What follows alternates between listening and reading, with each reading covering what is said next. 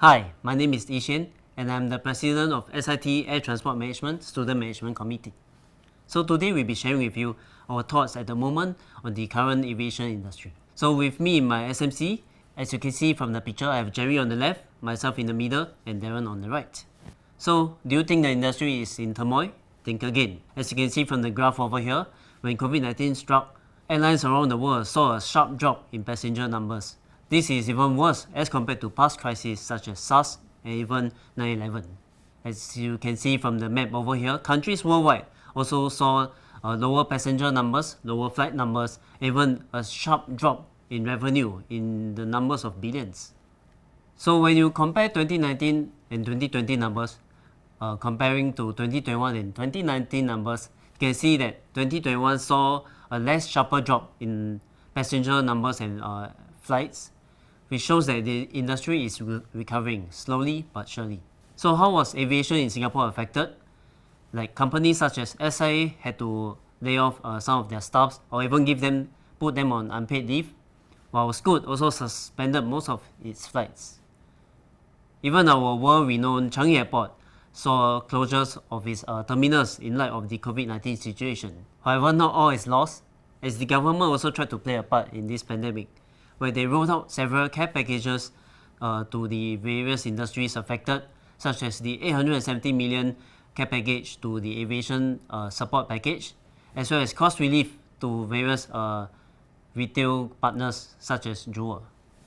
So Singapore is surely taking its steps moving forward in this pandemic, and we are sure to bounce back once the vaccination rollouts and the country's borders reopen.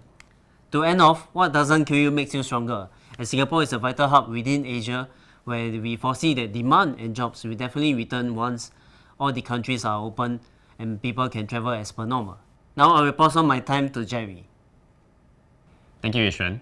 Hi everyone, my name is Jerry. I'm the secretary from ATM, and now we'll look at the lessons learned from aviation, how aviation has actually crept through the COVID pandemic itself. So as we look at the lessons from aviation, with the recent strides in technology, digital travel advisory updates have been it's very different from in the past, whereby right now destination updates are given to us via our phone apps, and you also have digital shopping options on when you're flying the aircraft.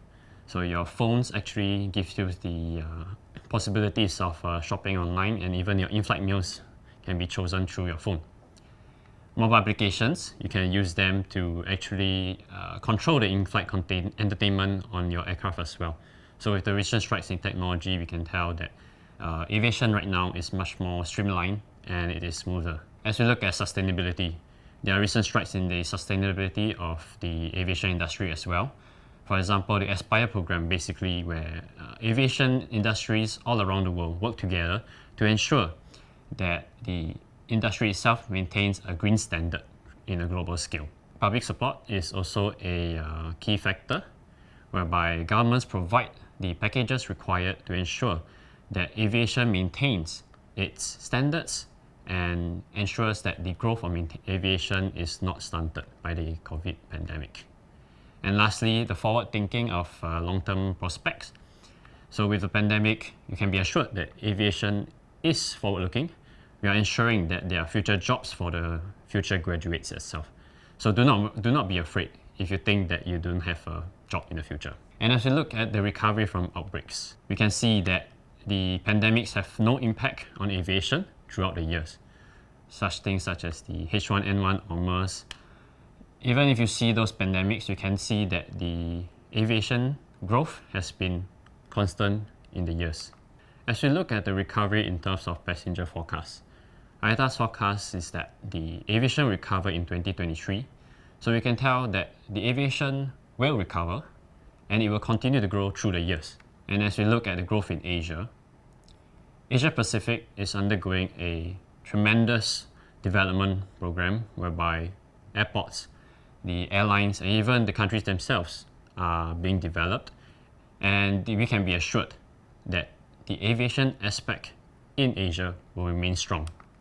And as we look at Singapore, the future for Singapore is not closed. There are many possibilities. With the development of Terminal 5, we can be assured that the road to growth and recovery is not closed. And now I'll pass my time on to Darren, the Vice President of the ATM. Thank you, Jerry. Now, is studying in ATM just for a career in the aviation industry? Well, it's more than that. It's actually a way of life. So why is that so?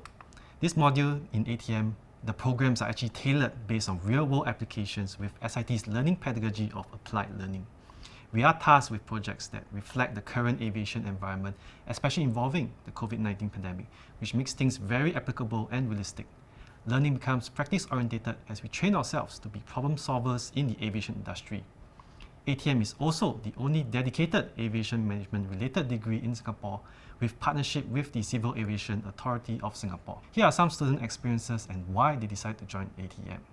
We have some who come from the Air Force, others transitioning from an engineering diploma, and those who develop a passion in aviation after their internship to pursue a degree in aviation management. All of us come from different backgrounds, but you will be studying and working together with individuals who are deeply passionate about the aviation industries.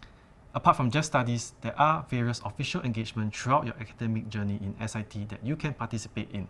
Just to name a few, such as the U Engagement Day, where we conduct sharing to prospective students, and Day Zero, the official induction day for ATM freshmen.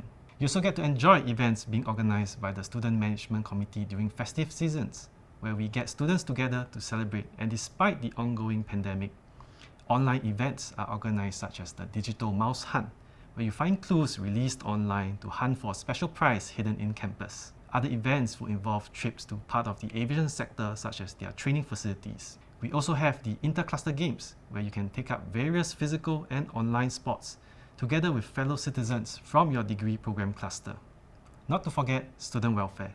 Your welfare is one of the utmost priorities as we conduct frequent distributions of care packs throughout the trimester to ensure that your morale is always kept high.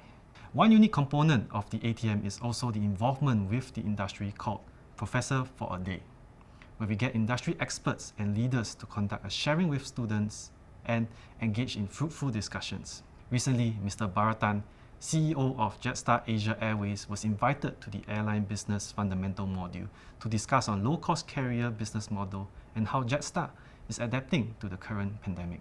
Last but not least, you might be wondering, so why did I join ATM?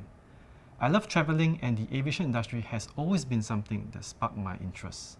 I decided to take the leap of faith and switch from studying in another AU, as SIT's learning pedagogy of applied learning gave me the confidence that this course will be highly sought after, and the skill sets I will be learning are relevant and constantly updated with industry partners. Modules have also been very insightful as we conduct projects based on the current pandemic. We presented on how airline operations adapt to COVID-19, interviewed individuals for intercommunication issues due to the new default of digital platforms, and even utilized up-to-date statistical data sets on the pandemic to uncover trends and insights that aid us in applying our concepts effectively. You might be thinking, what are my future plans after ATM? Well, I personally plan to further my studies with a master's degree. I aspire to work in the Civil Aviation Authority of Singapore under the Policy and Regulation Division, as I'm fond of airspace policies and want to contribute in helping to regulate and shape Singapore's aviation policies. This is only possible because of the confidence the industry has with SIT ATM degree program. As this degree program only started 3 years ago, this partnership will get even stronger in years to come. We've come to the end of our presentation and sharing. Thank you, and we look forward to seeing you here as part of our ATM family.